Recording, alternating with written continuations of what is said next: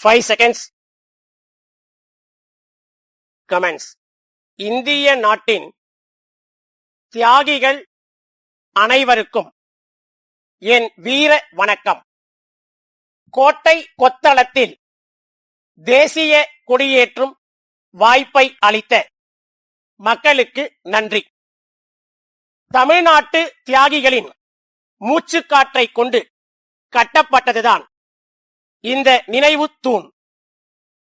சுதந்திரத்திற்காக பாடுபட்ட தியாகிகள் வளமான தமிழகத்தை உருவாக்க நினைத்தார்கள்.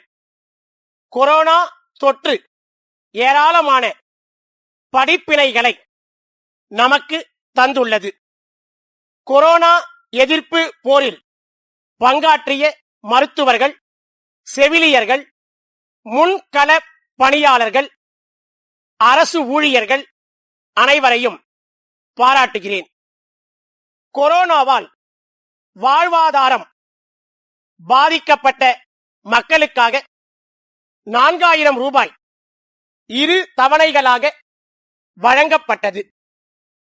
தடுப்பூசி வீணடிக்கப்பட்ட நிலையை மாற்றி அதிகமாக தடுப்பூசி செலுத்தும் மாநிலமாக மாறி இருக்கிறோம்.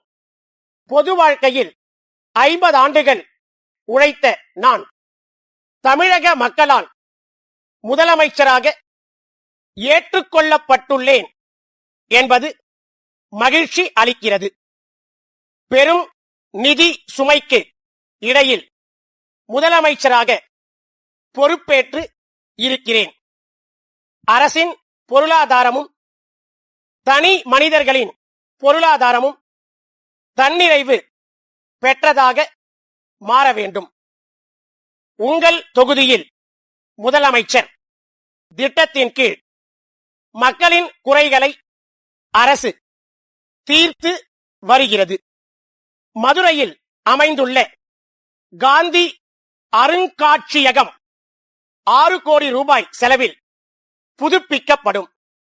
காந்திய சிந்தனைகளை இளைஞர் மனதில் ஆழ பதிய வைக்க சூளுரைப்போம்.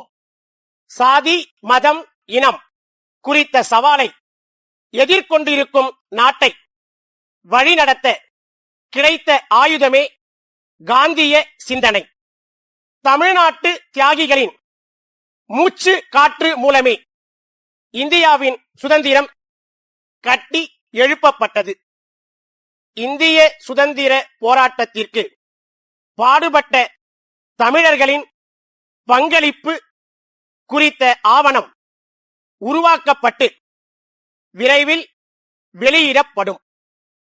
தமிழ் சமூகமானது சிந்தனையால், பண்பாட்டால், நாகரீகத்தால், பழக்க வழக்கத்தால் உயர்வடைய வேண்டும். ஏற்றத்தாழ்வற்ற, உயர்வு தாழ்வற்ற ஒரு மனித உரிமை சமூகமாக மாற்ற வேண்டும்.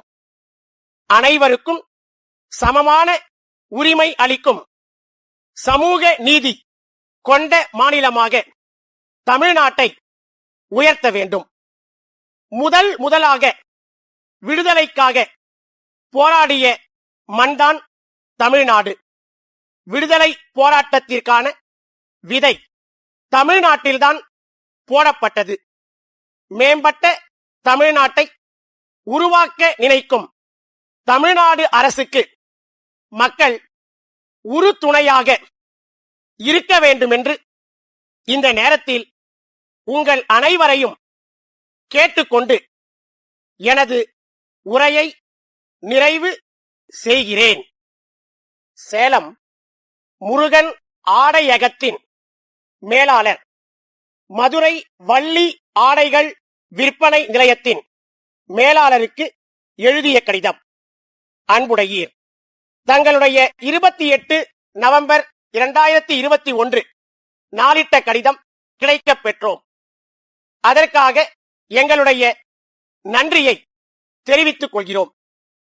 தற்போது புதிதாக சந்தைக்கு வந்துள்ள ஆடைகளை தங்களுக்கு அனுப்புமாறு கோரியதற்கிணங்க அவற்றை அனுப்ப தயாராக உள்ளோம். புதிதாக உற்பத்தி செய்யப்பட்ட ஆடைகளின் ஒவ்வொரு வகையிலும் 50 ஆடைகள் வீதம் எங்களுடைய நிறுவனத்தின் வாகனம் மூலம் தங்களுக்கு அனுப்பி வைக்கிறோம்.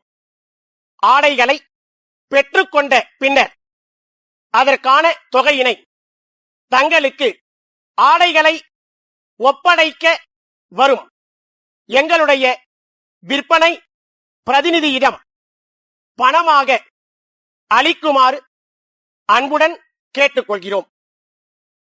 இதுவரை தாங்கள் அளித்து வந்த ஆதரவிற்கு எங்களுடைய நன்றியினை தெரிவித்துக் கொள்கிறோம்.